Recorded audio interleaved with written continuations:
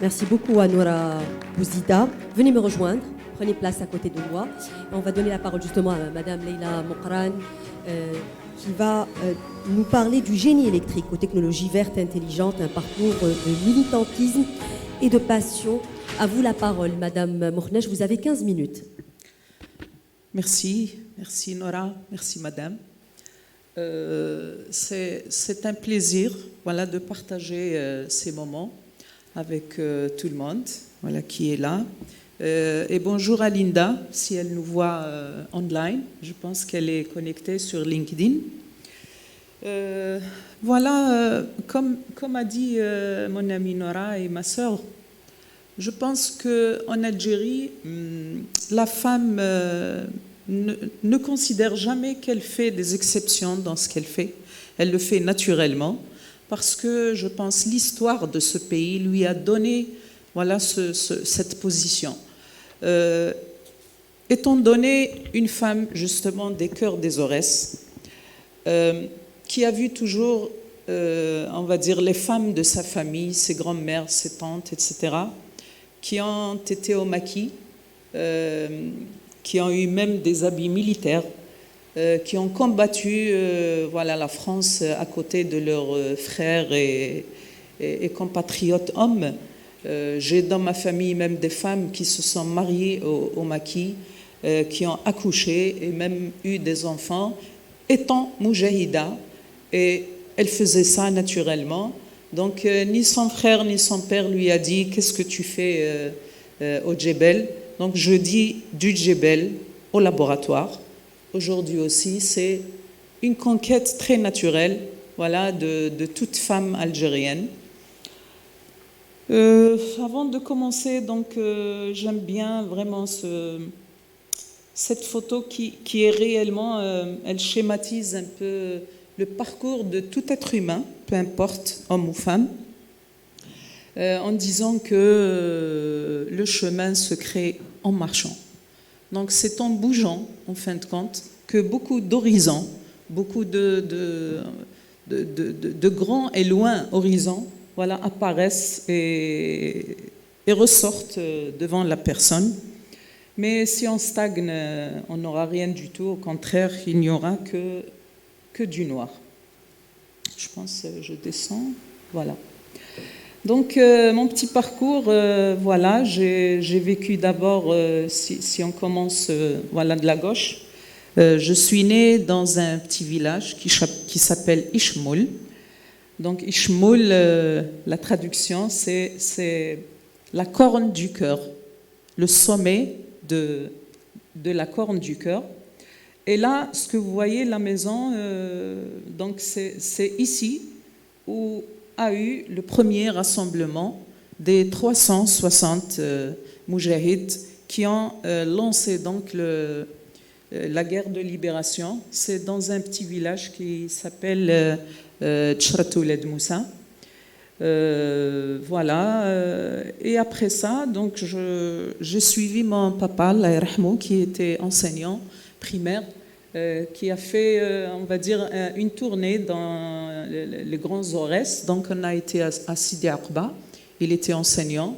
J'ai fait mon école coranique là-bas. J'ai appris un peu, pas beaucoup, mais un peu de Coran et de langue arabe.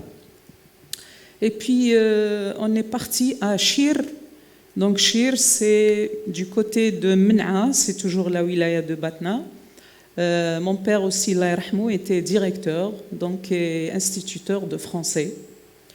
Et puis, vers les années 80, la famille, donc mon père a été muté donc, vers Erris.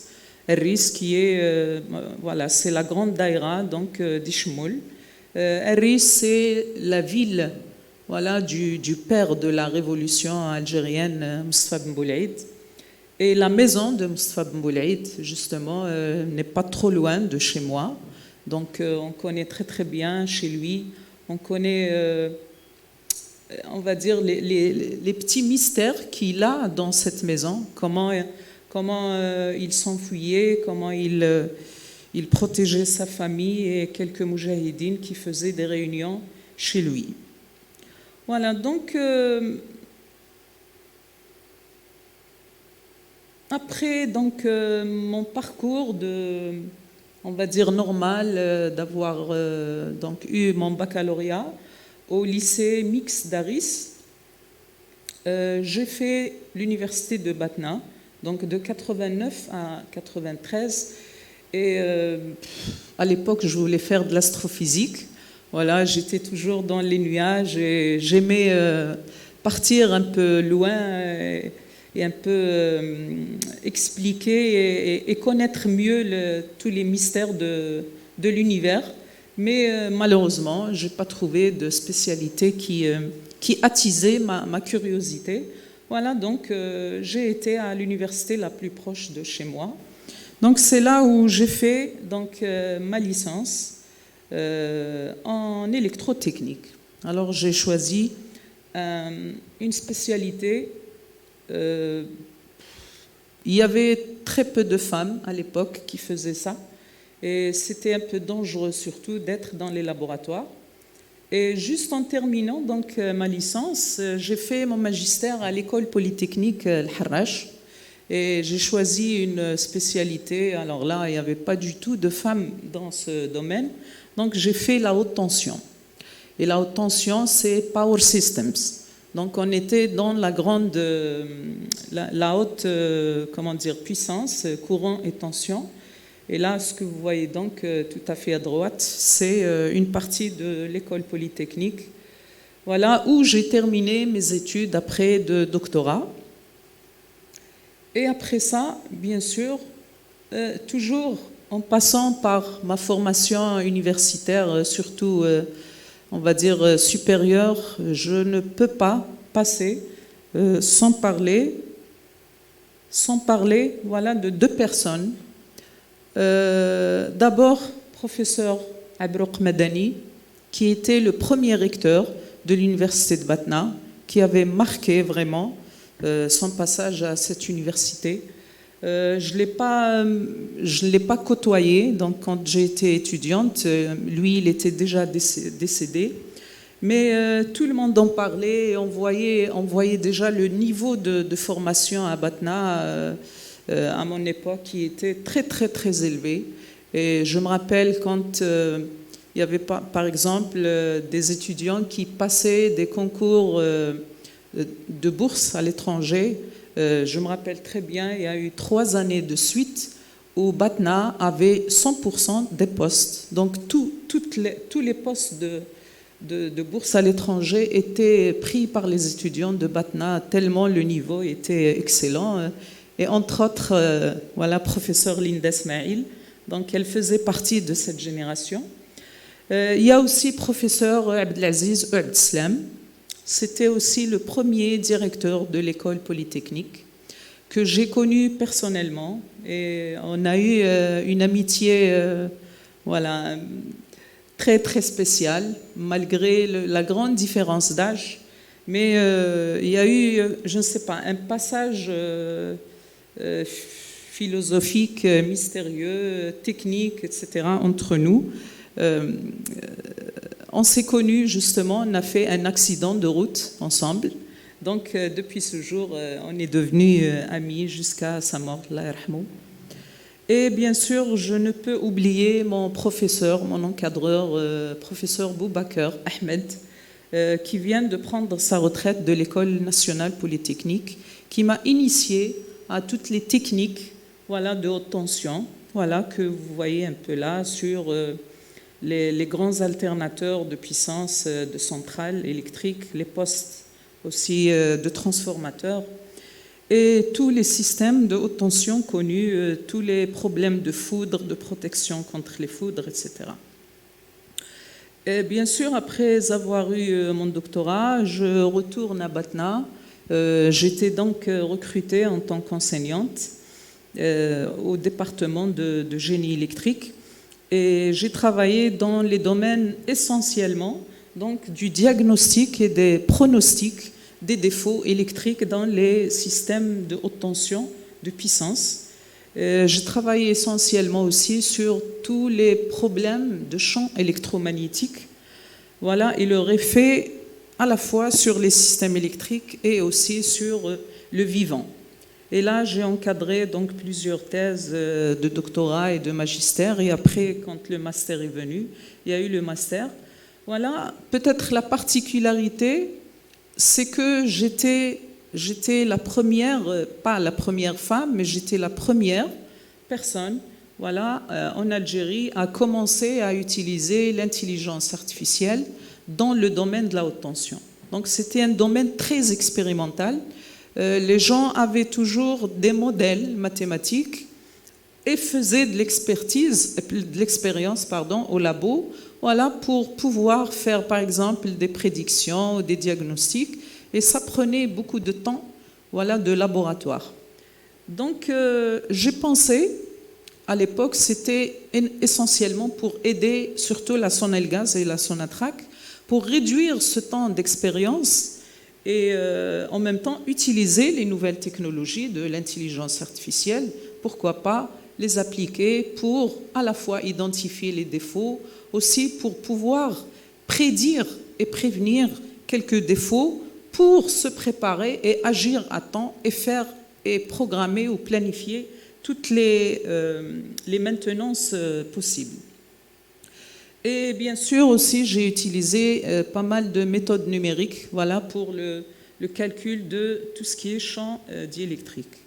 Donc, j'ai eu aussi la chance de faire partie de quelques, on va dire, programmes. Bon, je cite quelques-uns, pas tous, mais j'ai été sélectionnée au premier programme inaugurant qui s'appelle, je pense qu'il continue toujours, il s'appelle Tech Women. Donc, j'ai été sélectionnée parmi 5 autres femmes d'Algérie, et il y avait de tous les pays arabes, voilà, chaque pays, il y avait 3, 4 femmes qui représentaient l'Algérie. On était partis à la Silicon Valley, donc pour à la fois des formations dans tout à fait les nouvelles technologies et surtout dans le monde aussi des startups. Donc, c'était en 2010. Et là, donc, j'ai fait Cisco, j'ai fait Intel, j'ai été à Carnegie Mellon, là où j'ai trouvé justement, on va dire, de nouvelles études. C'était en 2010, donc ils commençaient à travailler sur les énergies renouvelables, alors que nous, à Batna, on a commencé en 1981.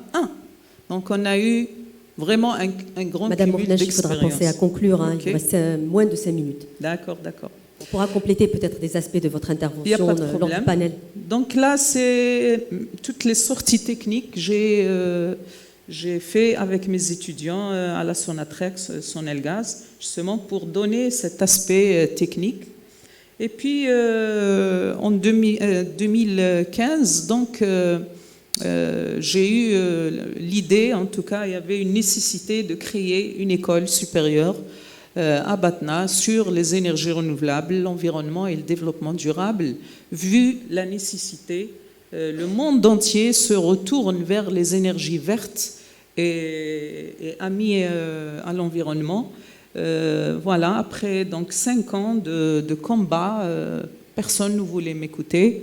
Alhamdoulilah, on a eu l'école et j'ai été nommée directrice. Voilà.